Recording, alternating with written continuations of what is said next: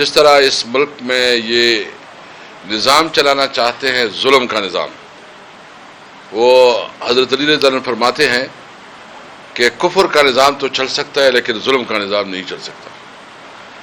ابھی ایک طرف چوری ہے، دوسری طرف سینہ زوری ہے۔ ایک طرف جو ہے نا یہ انہوں نے اغوا کیا ہے، میں تو کیٹیگریکلی کہتا ہوں جو ڈی پی او ہے، اگر چودھری امتیاز کو کچھ ہو گیا، ڈی پی او صاحب،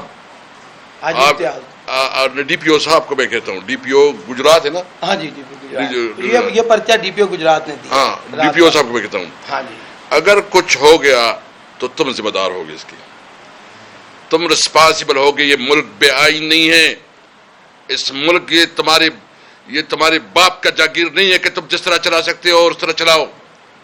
اس ملک میں پوچھ ہوگی۔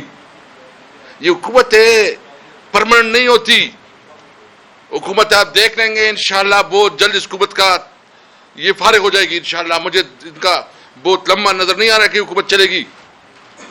میں آپ سے وعدہ کرتا ہوں، یہ وعدہ کرتا ہوں کسے، ایک پٹھان بیٹے کی حیثیت سے، اگر ان کو کچھ ہوا تو حساب کتاب تم سے لیا جائے گا۔ یہ دیکھیں، یہ ملک، یہ ہماری قانون ہے، آئین ہے، ہمارے رائٹس ہیں، اور اگر آپ پارلیمنٹیرین کی حیثیت ہے کہ پارلیمنٹیرین جو ہے نا آپ اس کو اتنا بے عزت کرے، اتنا بے توقیر کرے، تو پھر اسمبلی کس لیے ہے؟ پھر اسمبلی کو تو فارغ کرو۔ تم اگر بندوق کے زور پر یہ اسمبلی چلاتے ہو اور تم سمجھتے ہو کہ اس طرح نہیں ہوگا بھائی جان، تم بھی کسی کے بیٹے ہو، تم اس ملک کے قانون کے ساتھ کھلواڑ کھیل رہے ہو، یہ آپ کے لیے اچھا نہیں ہوگا۔ ملک ویسے بھی چل رہا ہے، آپ دیکھ رہے ہیں کہ خیبر پختونخوا میں جو ہوا، جو بلوچستان میں سکھ ہو رہا ہے، جو اغوا برائے تاوان کراچی اور لاہور میں ہو رہے ہیں، جو ملک میں بدامنی کا ایک بہت بڑا نہ تھمنے والا سلسلہ ہے۔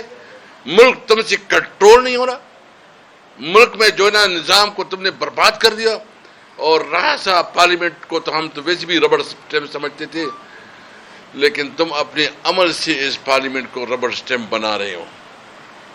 یہ نہیں ہے ربڑ اسٹیمپ۔ ایک پارلیمنٹیرین کو آپ اتنا بے عزت کرو کہ اس کی کوئی سہ نہیں، حالانکہ پریویلیج تو بول جاتا ہے۔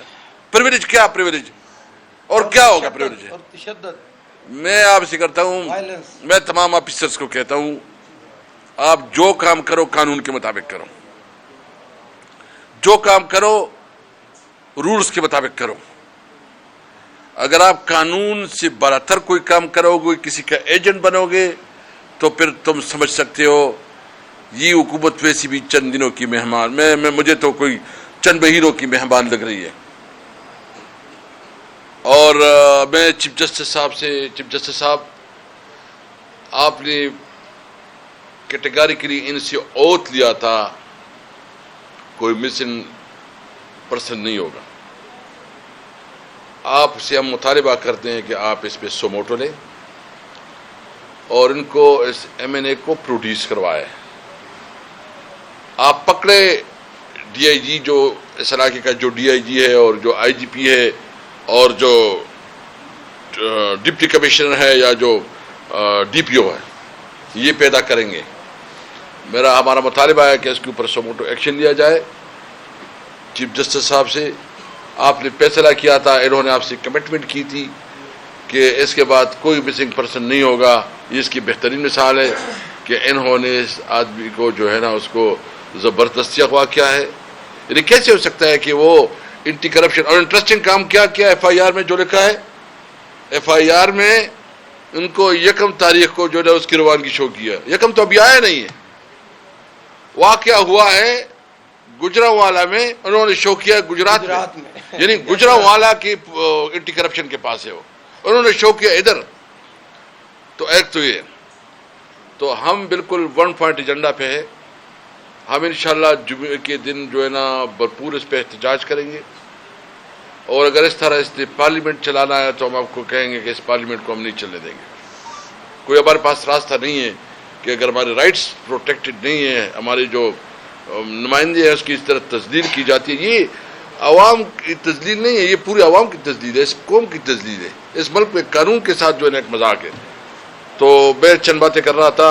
بہرحال مجھے افسوس ہے کہ جو کر رہے ہیں جو کچھ کر رہے ہیں یہ اس ملک کے آئین کے ساتھ غداری کر رہے ہیں.